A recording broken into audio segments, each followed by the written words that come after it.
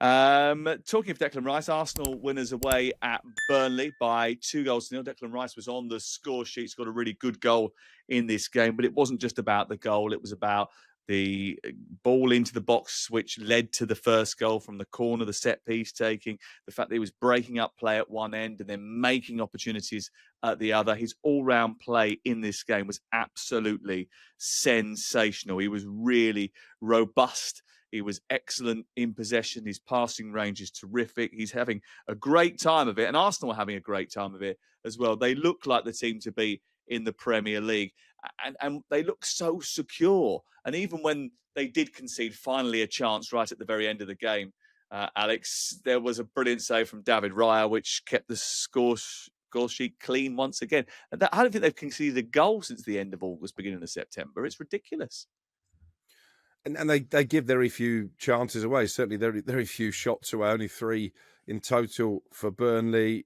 They're definitely the best defensive unit in the Premier League. There's no question about that. The fact that Ben White has almost become the forgotten man, really, and is a bit part player now, tells you, how solid that back four have been. We know all about Saliba and Gabriel, but Timber and Calafiori, either side of the fullbacks, have been brilliant. And Martin Zubimendi deserves a mention as well, because what his arrival has done, I think we were scratching our heads a bit because we all thought Arsenal needed to strengthen at the top end of the pitch. Why are they spending so much money on yet another defensive midfielder? Well, it's freed up Declan Rice, doesn't it? It gives him the ability to operate much higher up the pitch, and that's bringing the best out of him. And I think it's a blueprint, actually, that can work for England in the summer, and that Thomas Tuchel will be watching how Arsenal get the best out of Declan Rice and trying to do that at the World Cup. Well, that's what he's been talking about. That's why he's been trying to find a six. That's why he wants Elliot Anderson to flourish in that position, because he wants Declan to move further up the pitch, because he knows he's got so much of a threat. Talking of threats from deep, Calafiori in particular, Kevin, the way that he operates as a left back stroke centre forward is quite something, isn't it? Yeah, I mean, he's a top player, isn't he? And again, he's one of them players who, when you look at it, you think he does a lot of good things. He just does everything really, really well.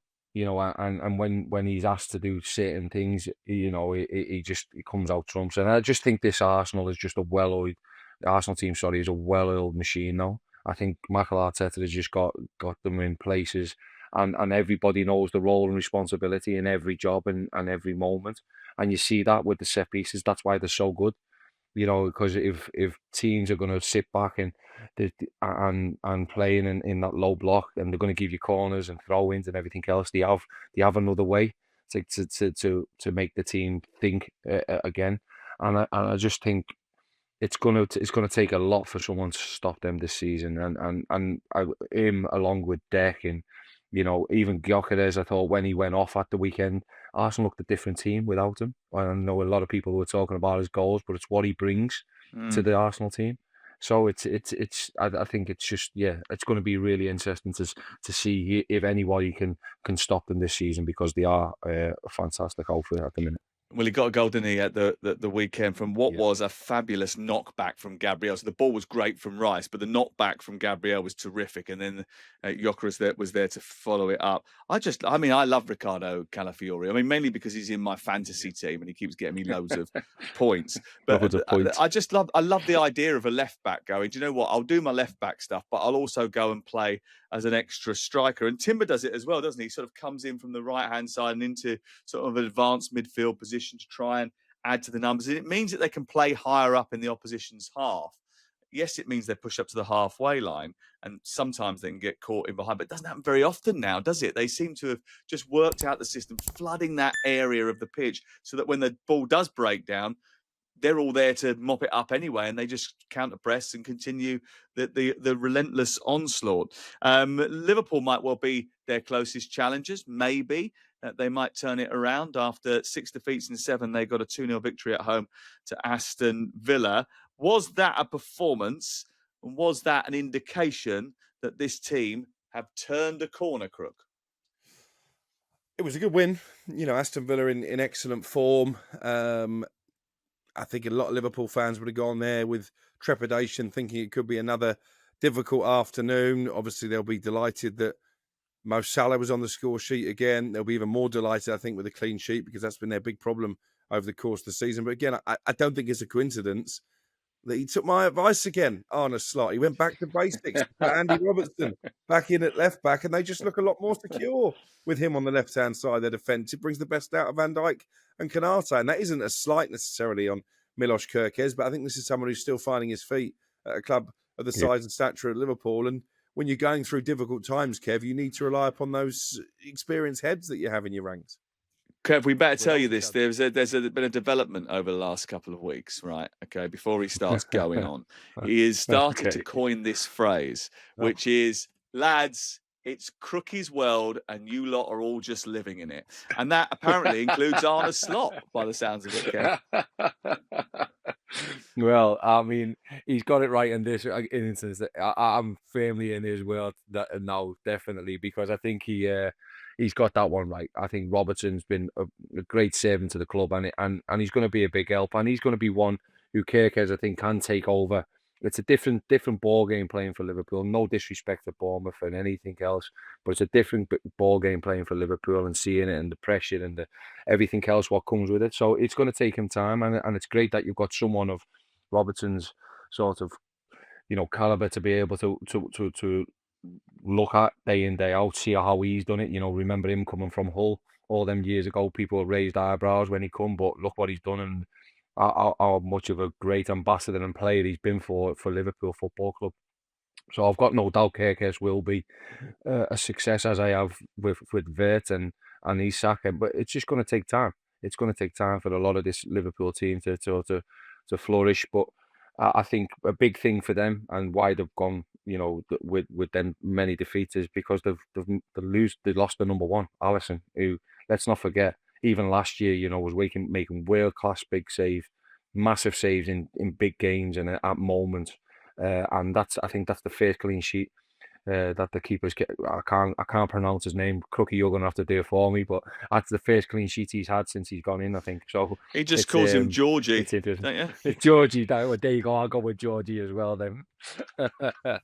But I think that's been a major issue for Liverpool as well, because Alisson is top notch, and I think that's why you're seeing this current run. But that was a big win for them at the weekend.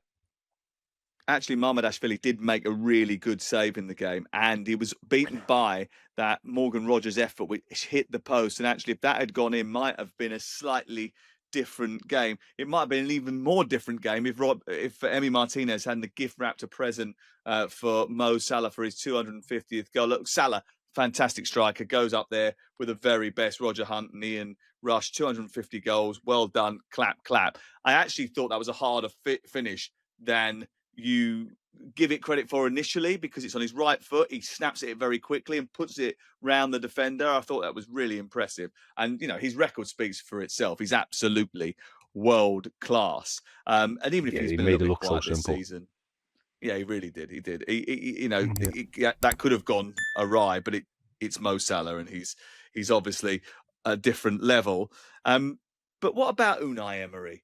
Because Arne Slot told everybody the other week exactly what Liverpool hate, and yet he didn't do it. Why? Crook? Well, obviously he's got a certain playing style, and again, this comes onto the debate. We had it with Ange Postecoglou, we've had it with Ruben Amorim as well. Managers wedding to certain playing styles. Do you need to tailor it up against a certain standard of opponent? I guess that Unai Emery looked at Liverpool's recent form and thought, you know what, we're good enough to beat these playing our way. And obviously they weren't, and maybe he could have changed it. But, I mean, they don't really have the capability to go direct, even in the way that Manchester United did, for example, when they went to Anfield. So I'm not gonna hammer Unai Emery. I know you like doing that occasionally, but I think Villa's recent run overall is pretty decent. I don't like doing that. I mean, he fell out with me, not the other way around. City won with less possession, Kev, against Bournemouth on Sunday, but with a bit more threat. And this is the key, isn't it? Because they're not as wedded themselves to a style of play anymore, are they, Manchester City? They've sort of turned into a bit of a team that do what is effective. Look, they're still very good and they're still very talented, but sometimes they can just surrender a little bit more possession than they have done in the past. Yeah, and it's the evolution of Pep, isn't it? Him evolving to to a new squad, a new team, knowing that he's got to find a different way because he's got a different squad now who can't control games as much as he would like and what he would. And I think the biggest, and I said it, I think last time I was on the show, the biggest thing for him is that he needs to get Rodri back.